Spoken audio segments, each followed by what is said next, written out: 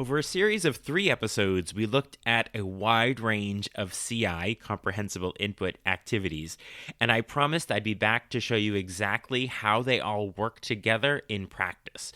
So this is the first of 2 episodes where I'll take a simple story and use it as a through line to model what CI can look like in an actual classroom.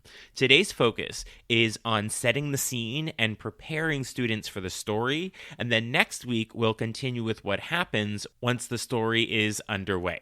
So now is your opportunity to take all of these CI activities and see how you can use them together with one cohesive story. So let's jump in. Whether you're planning your first lesson or celebrating your 20th year in the language classroom, I understand exactly where you are. I'm Joshua Cabral, and I'm also a language teacher in my 29th year of teaching. Now, I also have the opportunity to support schools and teachers all across the country who are working towards increasing proficiency and building confidence in their students. This is the World Language Classroom Podcast, with over 200 episodes of practical strategies tested in real classrooms just like yours and mine. So let's jump in. Vamos, allons-y. Hello, my friends. Bonjour, mes amis. Hola, mis amigos. Welcome to the World Language Classroom Podcast. I am Joshua Cabral. Thank you so much for spending this time with me this week. I appreciate very much that you find the time in your schedule, whether that's driving in the car, you're doing something at home, you're in your classroom at school, wherever that is. Thank you very much for finding the time, making the time to listen to a podcast about language teaching. It's just one of the many things that I know that you do that makes you an incredible educator, because you're so dedicated to what you're doing and you want to make sure you're on the right track. You want some validation, but you want some new ideas as well. So all of those things are great reasons to collaborate and spend time together here on the podcast. So thank you again. So today is a very actionable episode. So I've done 3 episodes where we looked at CI activities, and there were a total of 15 of them.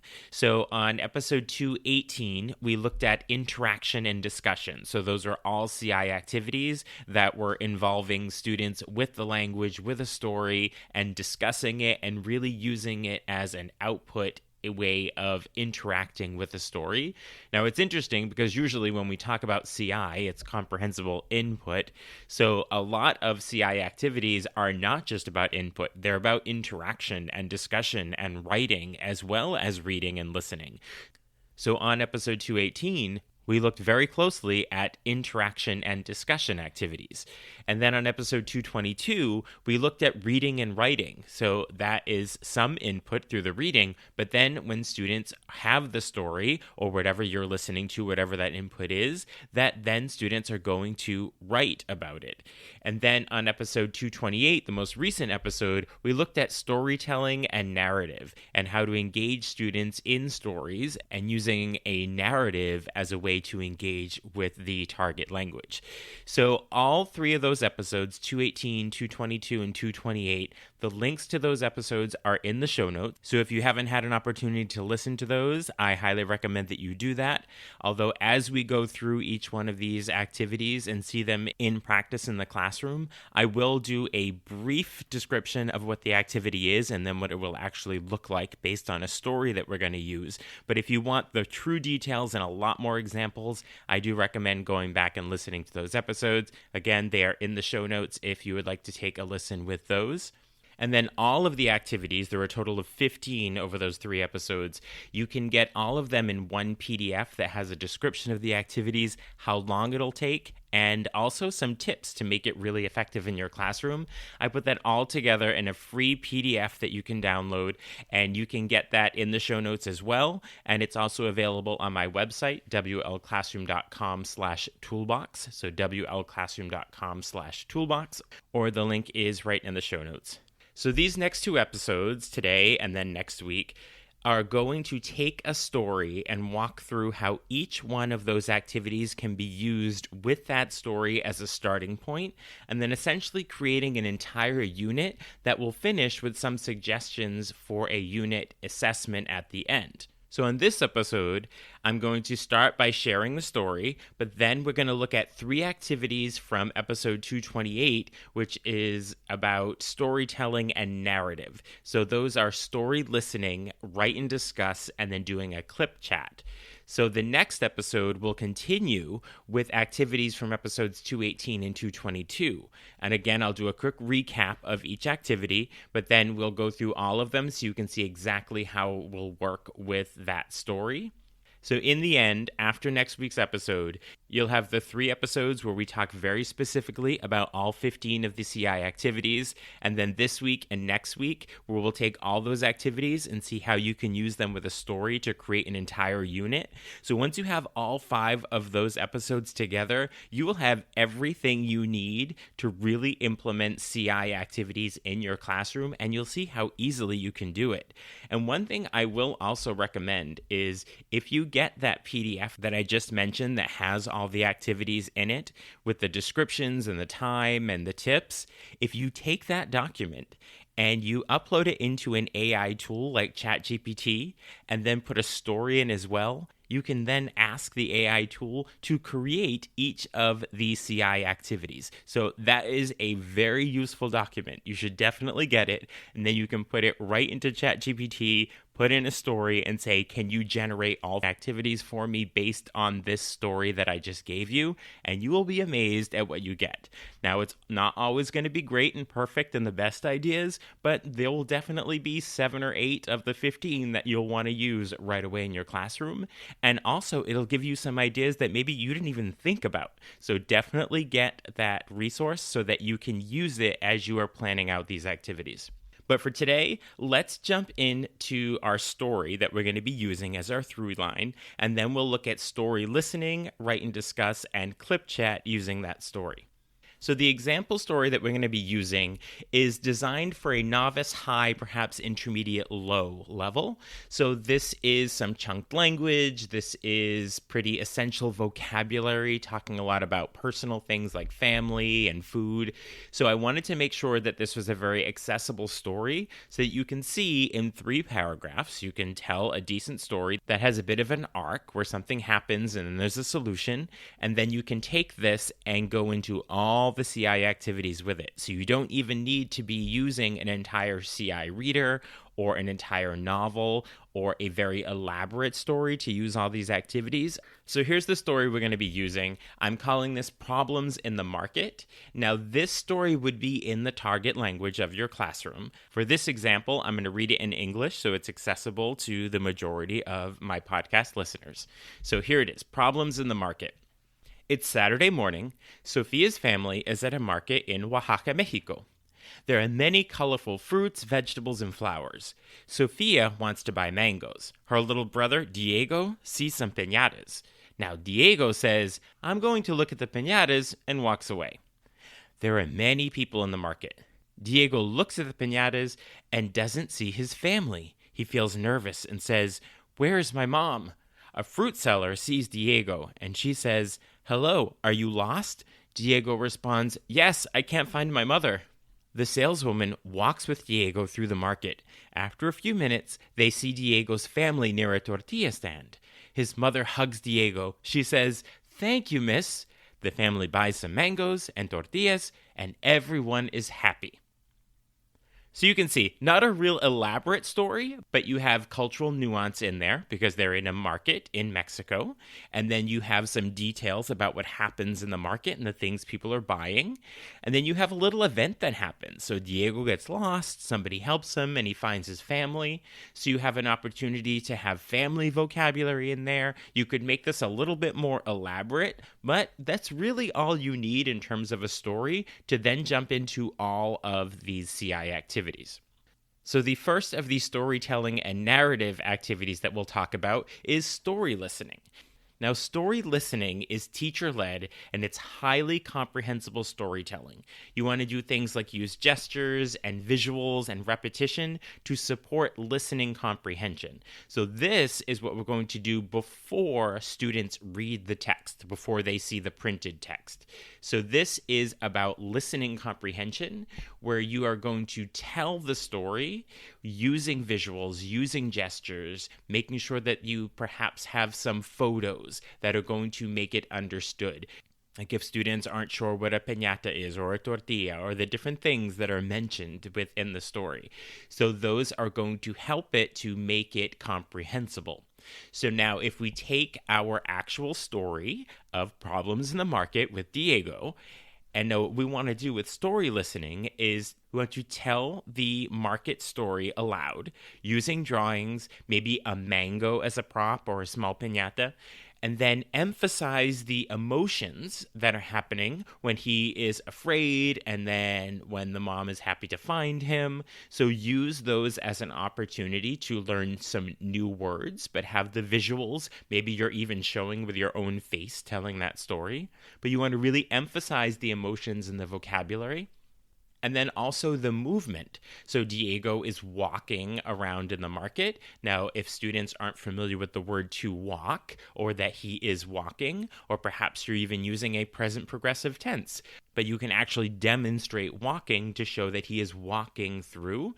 And then Diego doesn't see his family, so you can gesture and show what to see. He doesn't see his family and that he's nervous. So you can show that emotion that he's nervous and he's afraid. And students are really going to focus on understanding at this point, and they're not producing. So you can ask some questions as you go through, some yes or no or either or questions, but students aren't really going to be producing language here. So story listening is about students understanding the story and being receptive through listening comprehension and learning the vocabulary that way. And once they have that, then you move on to the reading after, and they essentially have the story. They understand the story, and they've even learned a lot of new vocabulary as you did the story listening.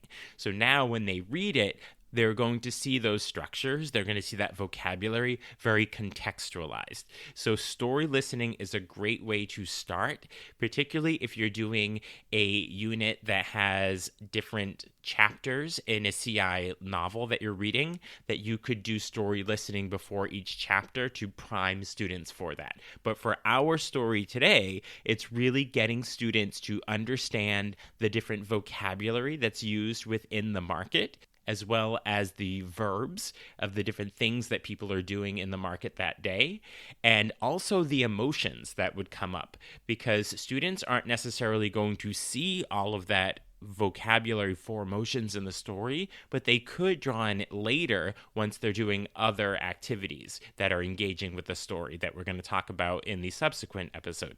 So that is a great place to start, is story listening. And now the next storytelling and narrative activity is a write and discuss. Now, a write and discuss is when the teacher and the students co-construct a short text on the board or in a digital document, and you're discussing the meaning as it's being written.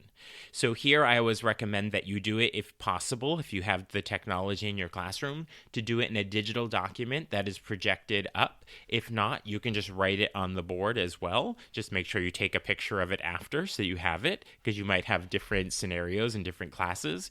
But the whole idea of a write and discuss is after they've read the story, or maybe just after the story listening, that you're going to do a recap of the story. So you want to do it in about 5, 6, maybe 10 sentences, depending on the level of your class. But essentially, you're asking students questions about what you did in class that day. So in this case, it would be the story in the market. So you could ask, where is the family? So the students would say, oh, the family is in the market, or they go to the market. So that is the first sentence that you write, and then you can ask who are the people in the family, and then there are certain names that were mentioned, and if not, they could just say the family members like mother, sister, and you are writing this in. So as students are providing the details, you are rewriting the story along with them. So that's why it's co-constructed. So the students are providing the details, but you as the teacher are providing the structure. So after listening or reading this story about problems in the market, you can write a simplified version together. Like the family goes to the market. Sofia wants mangoes. Diego sees piñatas. And then you pause and ask some comprehension questions and reread. And then what happens? And who finds Diego? How does Diego feel when he doesn't see his family? And as students are perhaps just giving one-word answers to that, he's scared, he's nervous, you then take that and then you put it into the context of the story that you're writing on the board. So essentially, after you do a write and discuss, whatever the topic was that you did in class that day, so today it's our story in the market, that what students end up with at the end and what you all together end up with as a class is a very comprehensible version of the story because all the details are provided by the students. So again, you could do this after you do the story listening, and then you can then compare what you came up with the text when you actually read it, or you could do this after you have read the text. So you've done a story listening, you've read the text. Now students are going to have a lot of vocabulary to add in to your write and discuss. And there are lots of things you can then do with that write and discuss after the fact. So make sure you go back and listen to the episodes where I talk about going really into detail what to do after the fact with these, because you can see that there are a lot of things you can do with that paragraph that you co-construct together as a class. And then the third activity that I want to focus on in this episode for storytelling and narrative is using a clip chat. Now, a clip chat uses short video clips to provide visual input while the teacher narrates and asks questions. Now, many times what happens is you will have a video and you will pause it. Now, usually when you're doing a clip chat, you don't have the sound on. So it doesn't really matter what the actual language is that's being used. It doesn't even have to be the target language, because what you're essentially doing is you're focusing on the visual. So in the video. So in this case, it would be great to have a video of a market in Oaxaca. Now, it's not going to be telling the exact same story of what's happening in our story that we're reading, but you can find a video that is showing a market, maybe not necessarily in Oaxaca, Mexico, but somewhere that has a place in your target language country that would be culturally appropriate for showing and exposing this to students in your classroom.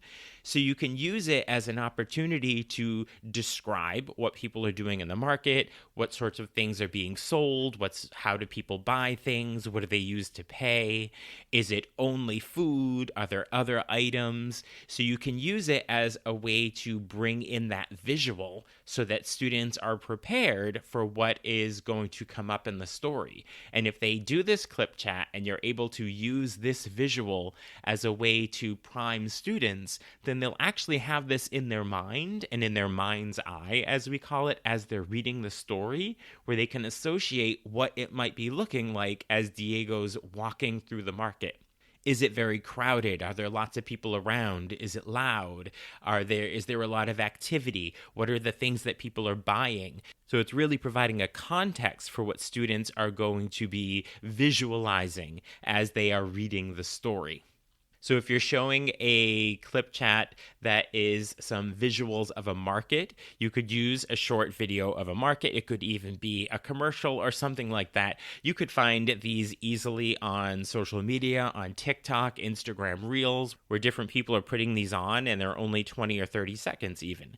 But you want to pause and connect to the visuals so that students are able to verbalize what they are seeing. So you could say, are there a lot of people here? What are they buying? What are they not buying? Are they alone? Are there groups of people? Do you see families together? So lots of ways of using the video to do this.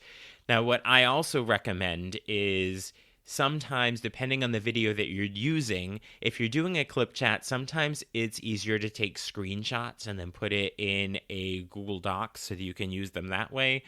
But you can also just project the video as well. If you're actually using a clip chat to tell a story, I recommend doing the screenshot because you don't always pause it in exactly the right place where you need it, or it might be a little blurred the way you pause it.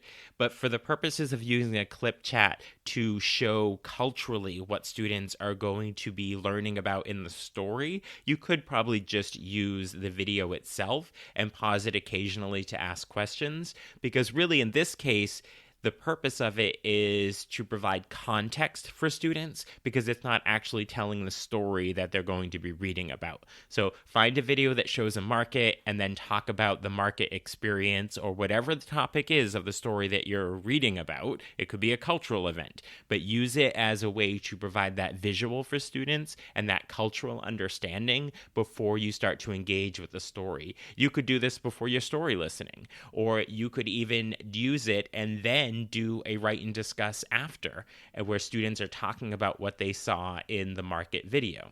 So all three of these activities are part of the narrative and the storytelling.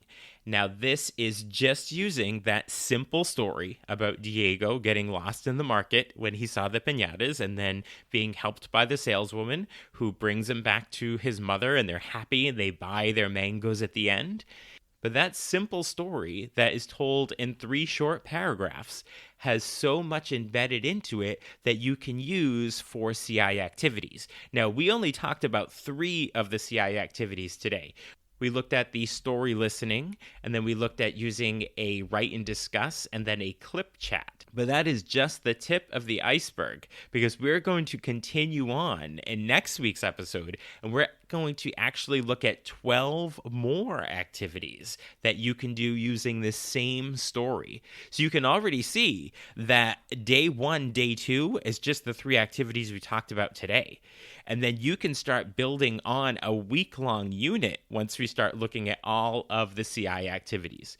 So remember, in the meantime, you might want to go back and listen to episodes 218, 222, and 228. The links are in the show notes to really understand individually each one of these activities. But as I did on this episode, I'm going to do a short description of what the activity is and then how to use it with this same story. We're not going to do a new story next week. It'll be the same story.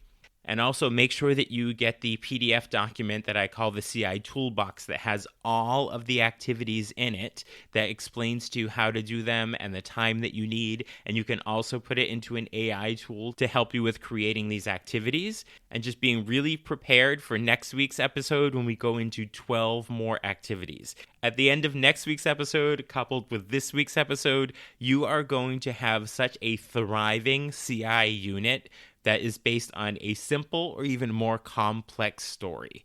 So thank you so much for listening, and thank you for all that you do on a daily basis to support and motivate your students. I am so appreciative and enjoy supporting you and your language teacher colleagues as you bring effective, proficiency-focused strategies in your classroom, just like all of these CI activities. And I'm hoping that you're seeing that it doesn't have to be incredibly elaborate. These are things you can do and reuse and have a framework so that you're not reinventing the wheel every time. You change it out. You do a new story. You're going to learn new vocabulary. You're going to learn new structures. So I am so happy to bring these effective strategies to your classroom, and I'd love to know how they are going. So always reach out, let me know. And as a reminder, not just here on the podcast, but outside of the podcast, I provide on-site workshops for your language department or live virtual sessions. We can also do self-paced department PD or my new Ready for Tomorrow Quick Win courses for individual teachers just like you. And I'm also aware that I hear from teachers all the time that they would love to have me come in and work in their department, but they're not the decision maker. You might not be the department head or the administrator who deals with budgets and all that stuff and scheduling. So what I do is if you go to my website, you will see there's a place in there where you can say, I would love you to come in. I'm going to talk to one of my administrators, and here's the administrator that will likely reach out to you. And then when I get that email from that administrator and we contract with your school, as a thank you to you for putting us in touch and for making that happen in your school, I'm going to give you a gift certificate because you deserve that. And I also understand that you're not always the decision maker, but you can be the catalyst for making that happen in your school. So I want to make sure that you are rewarded for being an incredible teacher and for forming that collaboration to help us do this. So check out my website, wlclassroom.com, and you will see where you can get your name on the list. Tell me what your school is. And then when we do that contract, I will make sure that you are rewarded and thanked the way you should be thanked. Well, you'll find all the links for all of that stuff on my website or in the show notes. But for now, go and do some CI activities in your classroom, and I will talk to you next week when we go even deeper with even more CI activities using this simple story. So I will talk to you soon. Bye for now. Thank you for listening. Be sure to follow or subscribe so you don't miss a single episode. And let's stay connected on social media. You can find me at WL Classroom pretty much everywhere. You'll also find lots of ideas, suggestions, and resources on my website, wlclassroom.com. Now stay curious, keep learning, and continue the great work you do inspiring and supporting your students.